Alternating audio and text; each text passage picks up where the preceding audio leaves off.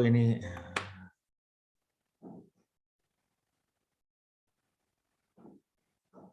salah. Ini output emitter. Oke. Untuk input di emitter, outputnya cuma di kolektor. Kalau dia di tempat yang sama diambil outputnya, ya dia nggak ada gunanya. Dia tidak sebagai amplifier. Jadi kita hanya punya 3 konfigurasi pada amplifier. Konfigurasi pertama adalah common emitter. Jadi kalau kita lihat seperti ini, inputnya ini kita memodelkan model sinyal kecil ya. Model sinyal kecil sehingga power supply DC-nya nggak kelihatan. Oke. Nah, inputnya common emitter itu input di base, output di kolektor, sementara emitornya jadi ground-nya, ya input bersamanya. Jadi ini emitornya sebagai ground-nya. Jadi ini adalah disebut common emitter. Oke, kalau kita lihat dengan penempatan, sini saya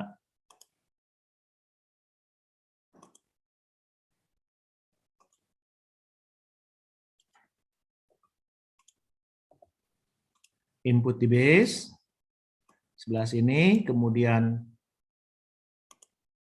output di outputnya di kolektor, kemudian emitter itu menjadi common, ya common, yaitu kalau kita mengukur tegangan tentunya itu rujukan tegangan bersamanya. Jadi ini disebut common emitter. Nah, common emitter sendiri bisa kita lakukan perubahan, masih merupakan common emitter, yaitu dengan disebut common emitter dengan degenerasi emitter. Ya, jadi kita lihat di sini emitternya tetap di bawah situ, inputnya tetap di base, outputnya di kolektor, tetapi di sini antara emitter dengan ground dengan commonnya dibedakan resistansi. Ini disebut dengan common emitter dengan degenerasi emitter. Oke, nanti kita lihat kenapa disebut dengan degenerasi. Kemudian berikutnya lagi adalah rangkaian common collector. Kalau common collector, maka kita lihat di sini inputnya adalah di base, sama ya, inputnya di base. Input kita letakkan di base. Oke, kemudian outputnya kita letakkan di emitter.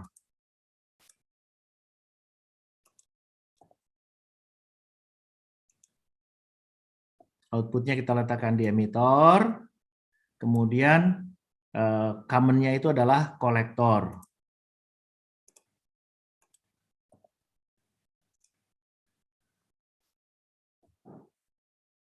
Jadi titik bersamanya ini adalah kolektor sebagai titik bersama, ya. Jadi ini adalah rangkaian struktur common collector. Kemudian berikutnya ada common base. Untuk common base ini inputnya di emitter. Jadi inputnya common base itu adalah di emitter.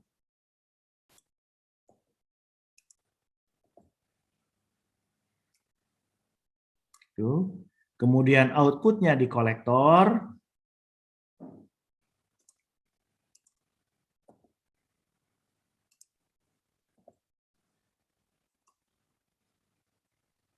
Sini. Kemudian base sebagai common-nya.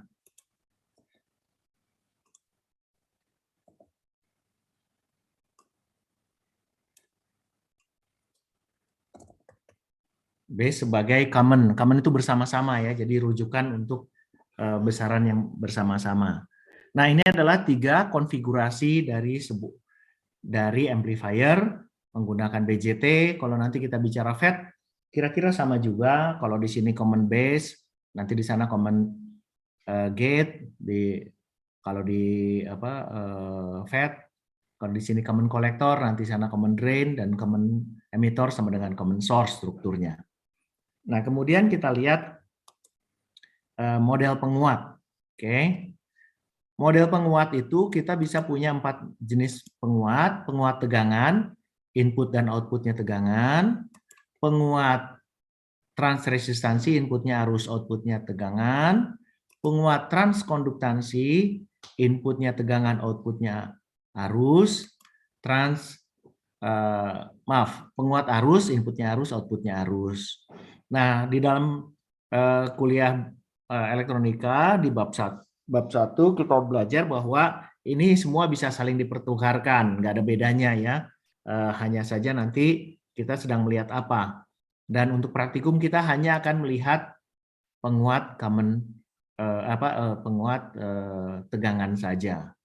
Nah, bagaimana kita yang akan kita lakukan adalah pada percobaan ini kita akan mengamati nilai-nilai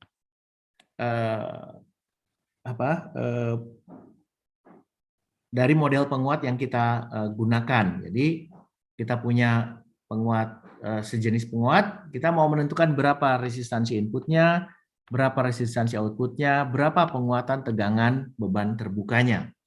Ya. Nah, untuk mengamati resistansi dinamik, maka yang kita lakukan, misalnya di sini kita punya satu sumber, ada resistansi dinamiknya, ya, ada resistansi.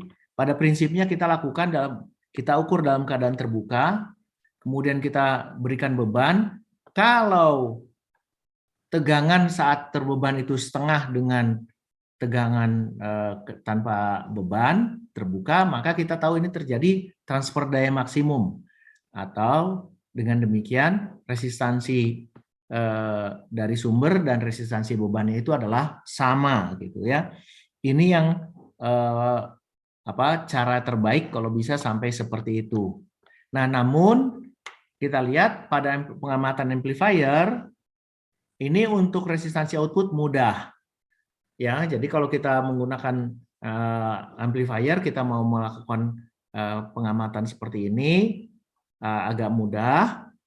Yang kita lakukan, kita mencari resistansi output. Ini resistansi output, ya. Caranya amplifier itu tidak diberikan beban, kita ukur tegangan dalam keadaan terbuka. Kemudian kita berikan resistor variabel, kita atur variabelnya sampai tegangannya terukur sebesar setengah dari tegangan beban terbuka. Maka kita tahu resistor variabel ini nilainya sama dengan RO. Nah, jadi ini bisa dilakukan dengan cukup mudah di lab kita. Ya, RO-nya sebenarnya RVAR ketika dia setengah. Nah, kemudian kalau kita mengukur resistansi input dari generator dari sebuah amplifier, maka kita punya masalah sebetulnya. Kenapa? Karena generator sinyal yang kita gunakan itu pasti punya resistansi output. Ya, generator sinyal itu kalau masa sekarang setahu saya hanya ada yang 50 ohm resistansi Thevenin di dalamnya, resistansi outputnya ya, dari generator sinyal. Dulu waktu saya masih praktikum di lab, masih ada produk barang generator sinyal yang resistansi outputnya itu 300 ohm. Itu dari produk zaman dulu. Ini kenapa ini? Enak, saya nggak jalan.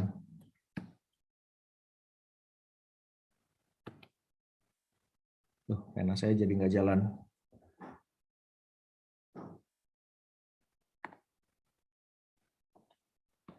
Oh, ada.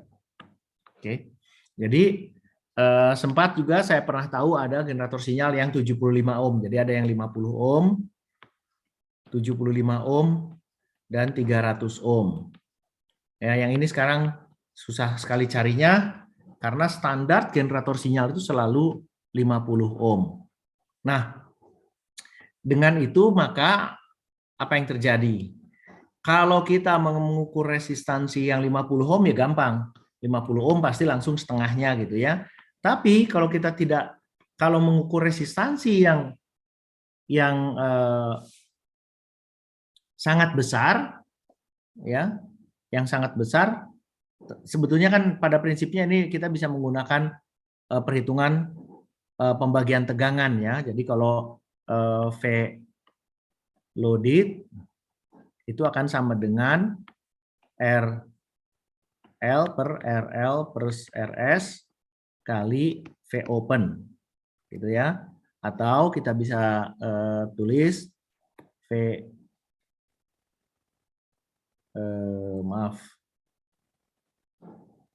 V loaded kali RL sama dengan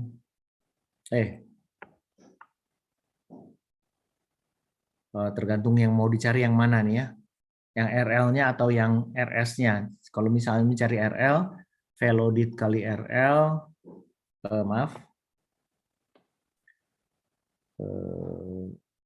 V loaded kali RS sama dengan V open RL kurang V loaded RL, maaf, V loaded RS, RL, oke, sehingga RS-nya sama dengan V open kurang V loaded per V loaded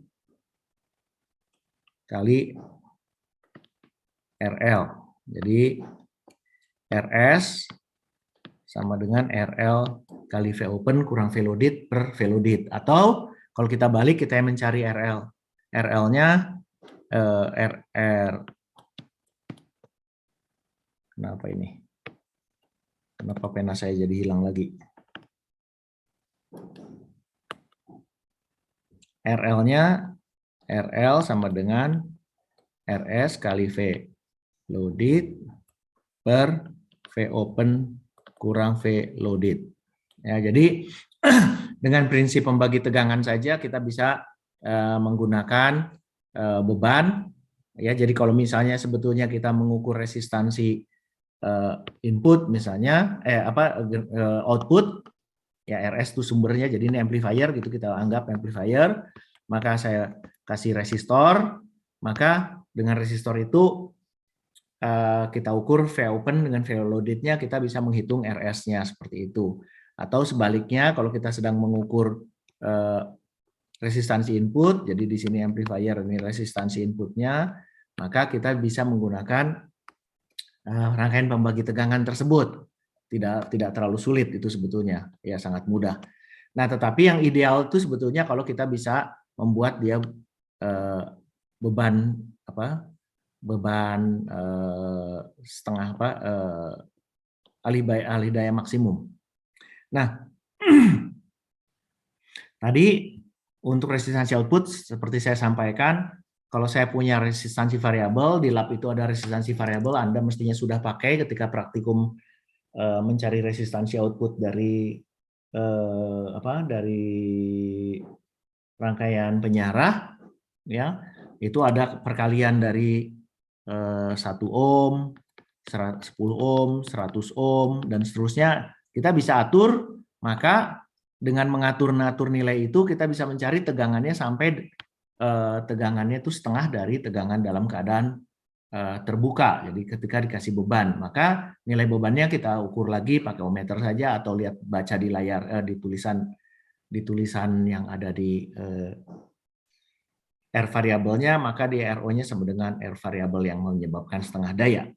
Nah, ini mudah. Kenapa? Karena kita yang dicari itu RO, yang R variabel bisa kita ubah-ubah.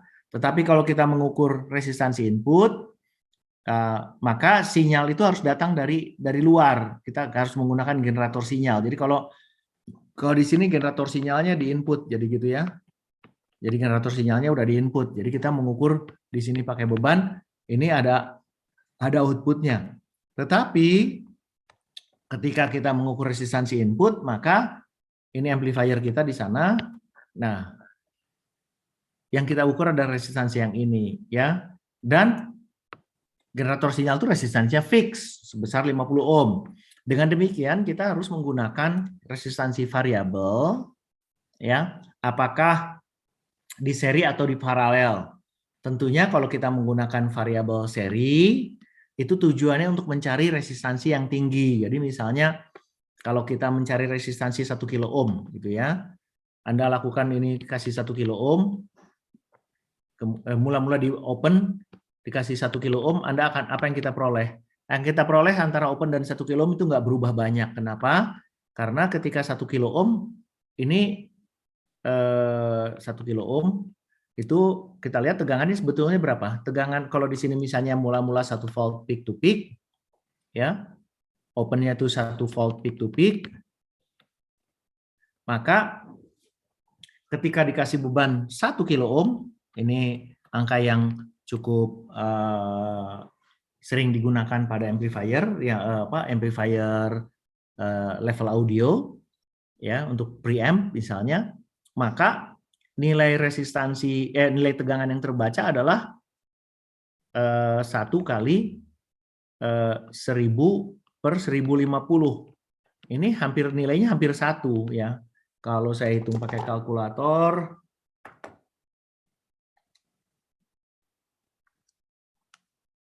1 per 1,05 sama dengan 0,95 sama dengan 0,95. Perhatikan ini kalau Anda menggunakan osiloskop, perbedaan antara 1 dengan 0,95 itu hampir tidak bisa dibedakan. Kenapa? Karena itu kalau kita perhatikan osiloskop itu, ya, kotak-kotaknya itu kan cuma berapa ya? Jadi ini kita nanti akan punya kesulitan. Kenapa? Anda bayangkan, mungkin gini lebih jelasnya ya. Kita mencari resistansi yang Rin-nya itu misalnya kita lihat Rin-nya itu nanti bisa nggak kita membedakan antara 1 kilo ohm dengan 1,1 kilo ohm, ya. Kalau kita perhatikan antara 1 kilo ohm dengan 1,1 kilo ohm, kalau kita kayak 1 kilo ohm dia outputnya adalah 0,95 volt peak to peak. Untuk 1,1 kilo ohm maka dia 1 per 1.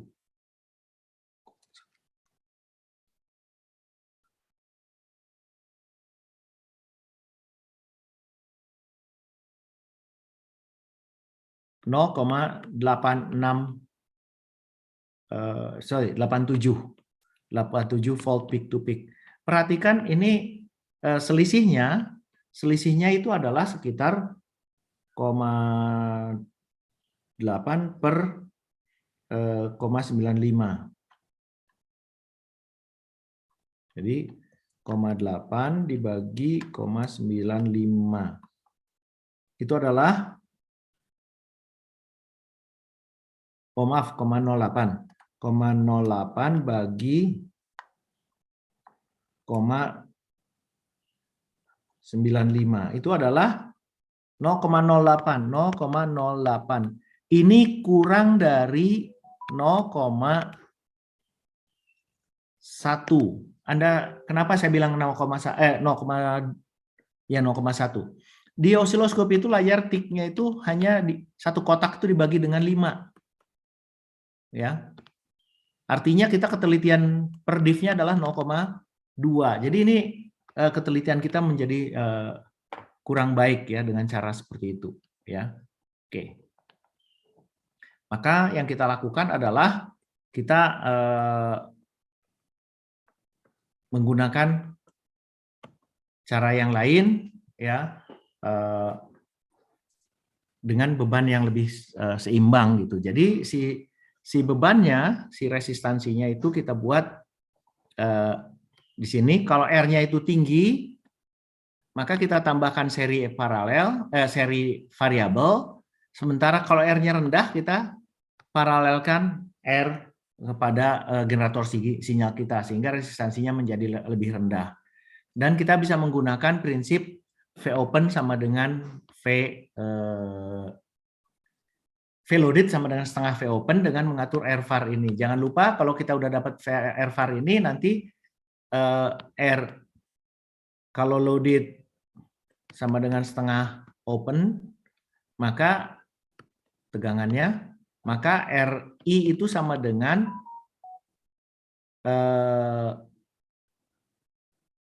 rvar plus 50 ya. Jadi 50 ini harus kita perhitungkan. Ini untuk RI jauh lebih besar dari 50 ohm. Rangkaian seperti ini ya. Oke. Ini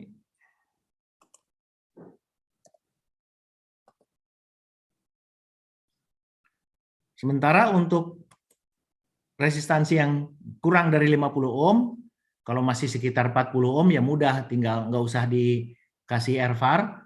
Tetapi kalau dia angkanya misalnya 20 ohm, maka kita perlu membantu dengan rvar supaya kita ketelitiannya atau kurang ketelitiannya bisa lebih baik. Oke, untuk pengamatan penguatan tegangan Anda sudah pernah belajar ketika belajar menggunakan alat ukur, ya. Kita amplifiernya kita hubungkan generator sinyal, di bagian input ini masuk ke kanal 1 atau X, output kedua ini kanal 2, di outputnya kanal 2 atau Y, Anda bisa bandingkan input dengan output, dibaca fasanya dan sebagainya, Anda bisa tahu AV node-nya. Oke. Kemudian alternatif lain adalah menggunakan mode XY sehingga dia punya slope yang kita gunakan. Nah, ini yang kita lakukan pada percobaan 3. Oke. Nah, sekarang kita lihat. Oke, saya nggak akan detail untuk berapa resistansi amplifier tersebut. Kita akan lihat dari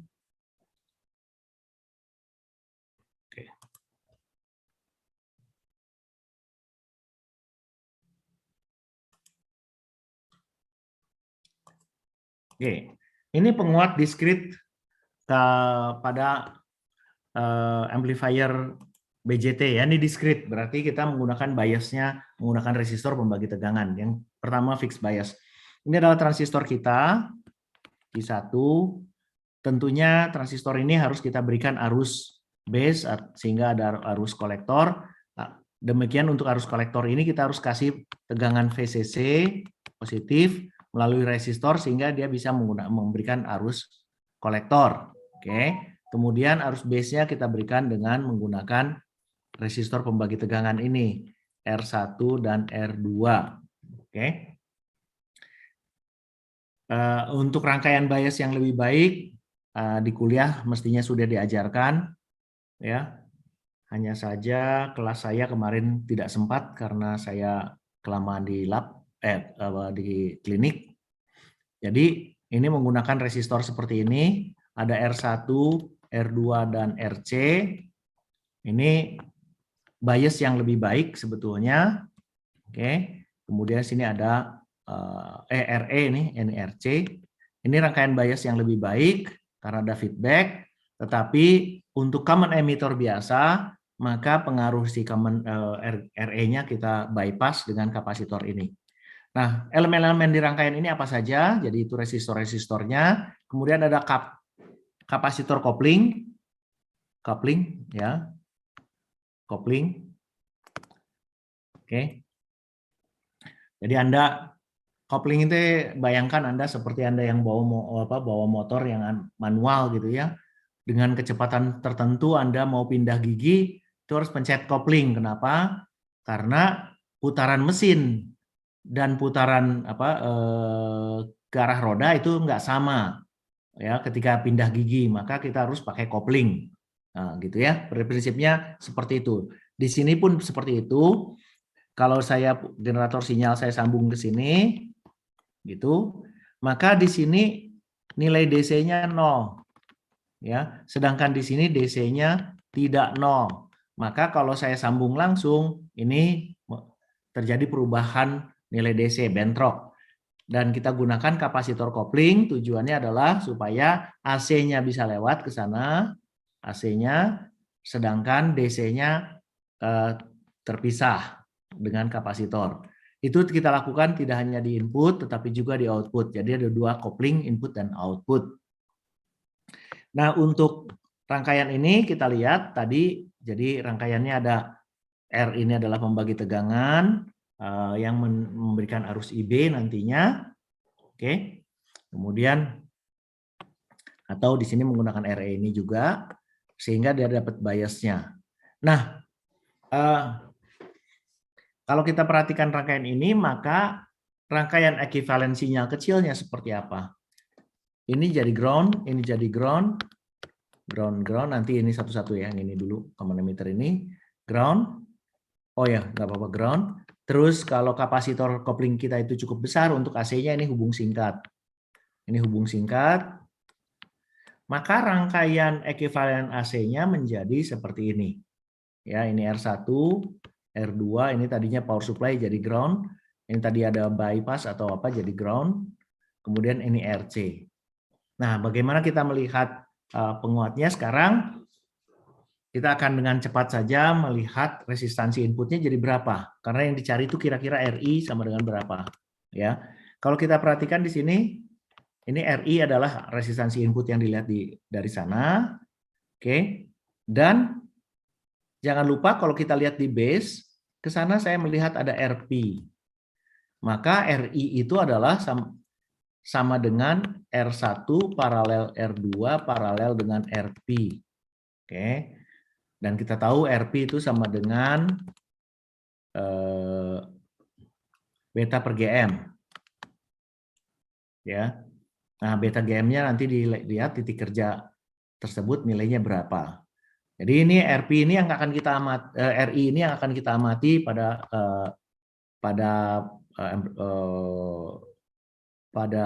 praktikumnya, percobaannya. Oke.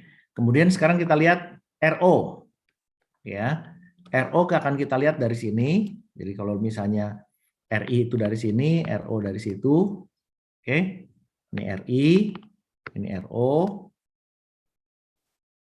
Ini RO. Maka saya akan punya RC dan ke sana itu adalah sumber arus. Oke. Sumber arus paralel dengan resistansi R kecil O. Nah, kalau by definition kita ingat resistansi output itu inputnya saya nolkan. Kalau saya nolkan sumber inputnya tentunya arus ini nol, maka yang saya lihat hanyalah ada RO saja. Jadi nanti di sini akan kita lihat ini RC, ke sini hanya ada RO, sehingga RO itu adalah RC paralel dengan RO. Dan kita tahu ini GM sama dengan IC per VT, kemudian RO itu sama dengan VA per IC. Nah, dengan demikian kita lihat dari persoalan ini jelas supaya kita bisa memperkirakan berapa resistansi input, resistansi outputnya, maka saya harus sejak awal melihat juga arus. Kenapa ini?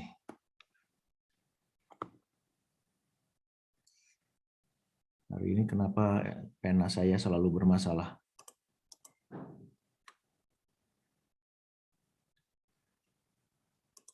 Bentar. Entah kenapa ini pena saya selalu bermasalah dari tadi.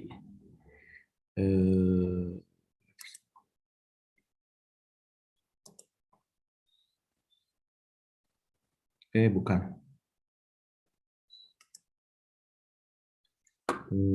Sebentar.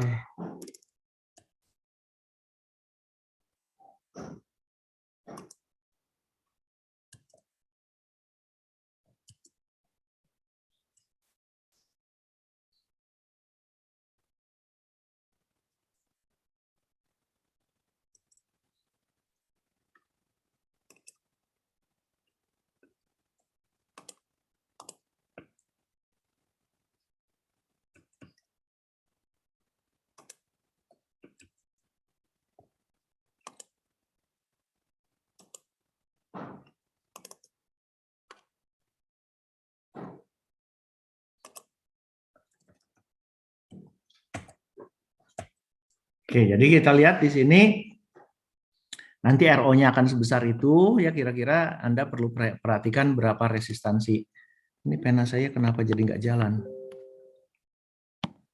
Pena saya jadi nggak jalan. Apa saya kehabisan?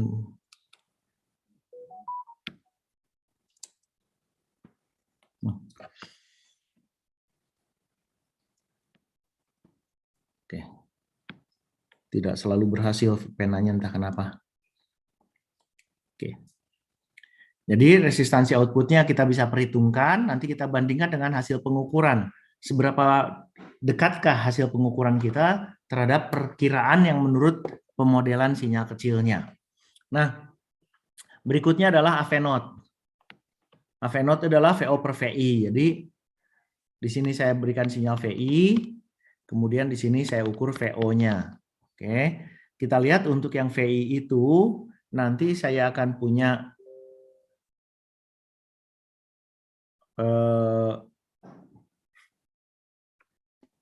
saya lihat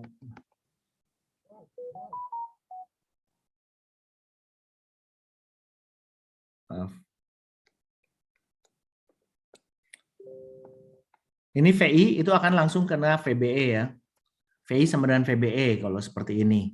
Maka kita akan lihat bahwa outputnya adalah VO-nya sama dengan negatif GM VBE kali RO paralel dengan RC. Oke. Sementara kita lihat juga dari sini VO per VI-nya itu sama dengan minus GM VBE, maaf VB-nya nggak tertulis lagi, RO paralel RC. Ya. Nah, tiga besaran ini yang akan Anda amati. Ini AV Node.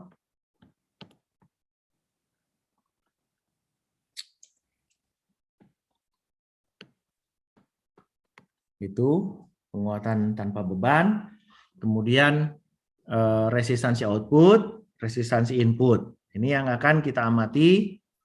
Ya, kita seberapa benar prediksi menggunakan model sinyal kecil itu terhadap hasil pengukuran. Tentunya yang benar adalah hasil pengukuran, tetapi yang kita sedang prediksi apakah model kita cukup benar atau tidak. Jangan lupa selalu kita akan bergantung pada biasnya akan menentukan. Jadi sebelum Anda mengukur AC-nya, DC-nya harus Anda perhatikan juga. Berikutnya degenerasi emitor. Di degenerasi emitor itu kita lihat di sini ya, untuk degenerasi emitor ini ada R1, R2 pembagi tegangan, RC dan RE. Nah, untuk degenerasi emitor kita lihat adanya resistansi emitor di bagian emitornya. Nah, modelnya sekarang kita melihat dari ini ada RE, ini ada, kalau kita melihat R input di sini, ini R input. R input itu kalau tadi di sini ada RP, sekarang bukan RP yang kita peroleh. Lihat ke sana adalah beta kali RE plus RE. Kenapa? Kalau kita menggunakan model sinyal kecil yang RE gitu ya, di situ harus di sini IE sebesar beta plus 1 kali IB. Sementara di sini kita melihatnya arusnya adalah IB, maka tegangan di base emitornya dirasakan beta plus 1 kali IB-nya gitu ya, karena IE yang di emitor IE, maka kita melihat seperti itu.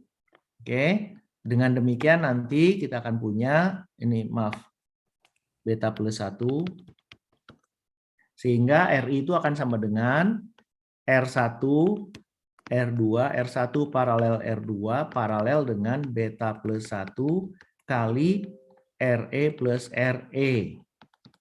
Oke, sekarang kita lihat ada RE. RE itu adalah IC IE per VT, maaf VT per IE. Artinya Anda juga perlu mempunyai informasi dulu berapa IE supaya Anda bisa memperhitungkan RE-nya. Itu untuk memperhatikan, untuk melihat resistansi input, ya. Ini resistansi input. Berikutnya kita akan melihat resistansi output. Kalau kita lihat resistansi output ini agak lebih sedikit kompleks, RO ke sana. Tentunya di sini nanti kita punya rangkaian yang lebih kompleks, ada RO kecil, ada sumber, ada RE. Oke, seperti itu. Nah, kalau RO ini kita anggap sangat besar, ya, maka RO itu hanya akan setara dengan RC saja. Jadi ini RO hanya akan mendekati nilai RC, ini RC. Oke. Nah, kalau itu tidak tergantung pada nilai biasnya. Jadi Anda hanya ditentukan oleh nilai komponennya.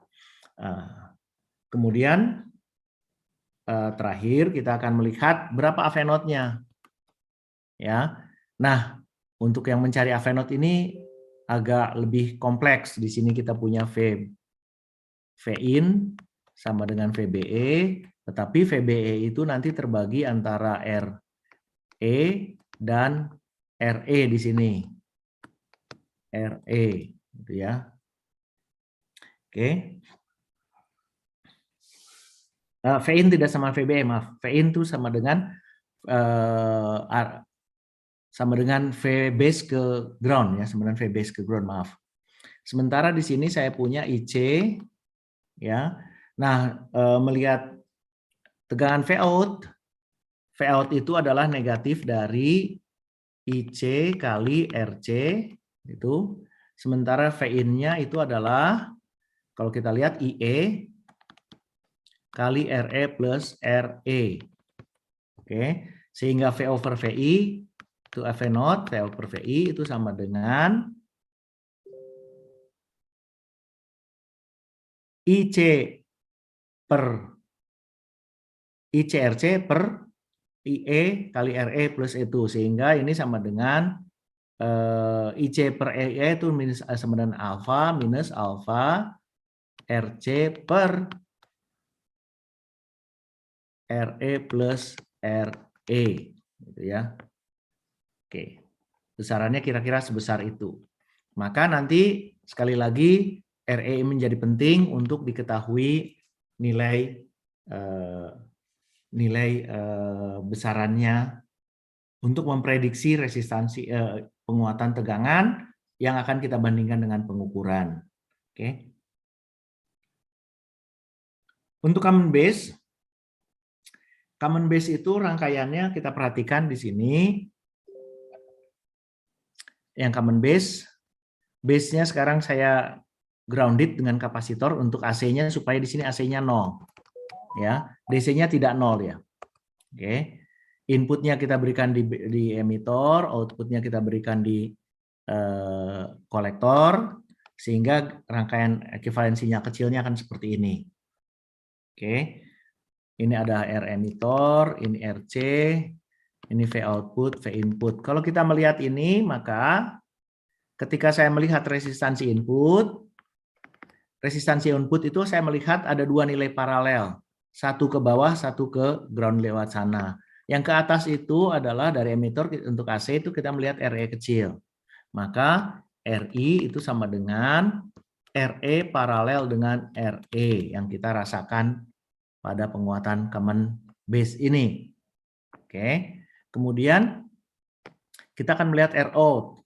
RO ke sana ini sama dengan common base yang degenerasi emitor tadi, itu akan memperoleh RO sama dengan RC. Ini kira-kira ya. Kira-kira sama. Oke. Kemudian terakhir, berapa kita akan melihat penguatan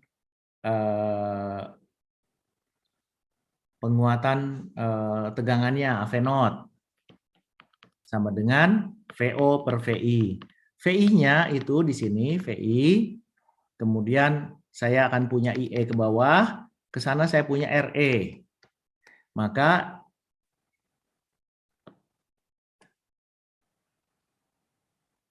VI itu sama dengan negatif IE kali RE.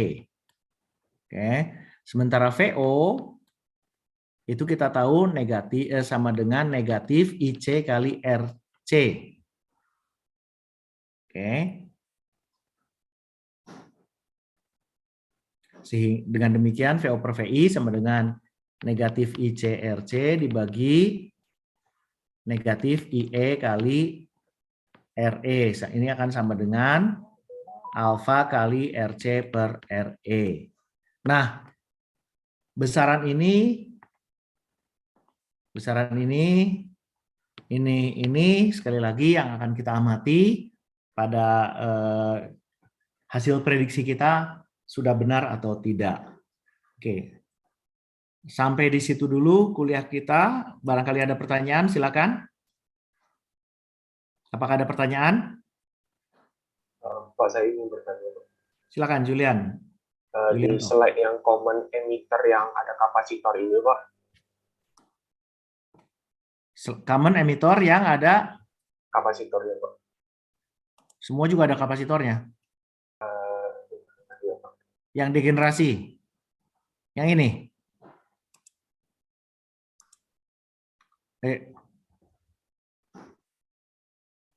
Yang kanan ini.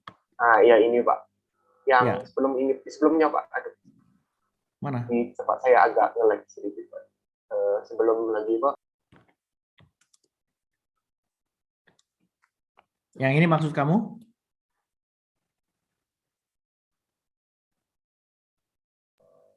Itu, Pak. Bapak ada nyoretan gitu, Pak. R sama dengan PH per IC gitu, Pak, di slide tadi.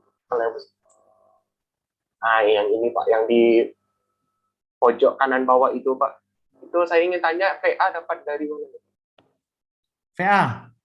VA diperoleh dari percobaan 2 nanti, ya seperti percobaan 2 ya. Ini akan lebih baik kalau transistornya untuk percobaan 3 ini sama dengan percobaan 2.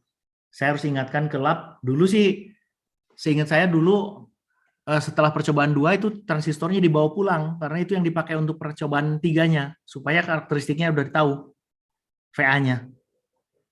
Nggak berubah. Ingat kan VA ini IC, ini VCE, ini di kurva ini pembahasan minggu lalu? Ya. Jadi berdasarkan percobaan di 2 nanti itu ya? Iya. Tapi nanti saya coba lihat lagi apakah transistor labnya udah siap nggak untuk dibawa pulang. Praktikumnya kapan ini? Minggu ini, minggu depan bukan ya? Minggu depan percobaan 2, Pak. Percobaan 2, ya oke.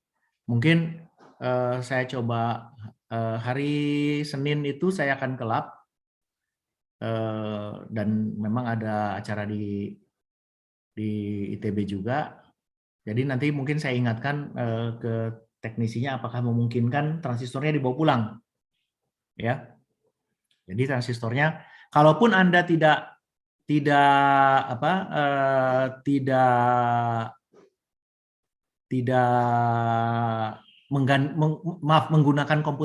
menggunakan transistor yang baru, di meja itu komputer selalu ada, DCA Pro-nya nanti bisa ada di meja, Anda bisa ngukur lagi gitu. Ya, untuk mencari VA-nya. Seperti itu. Baik, terima kasih, Pak. Oke, terima kasih. Waktunya sudah habis, kita sudah sampai jam 16.50, 50 menit jam kuliah. Kita akan bertemu lagi pekan depan pada jam 4. Ya, untuk yang praktikum di hari Senin, saya akan mungkin ketemu di hari Senin. Selamat sore.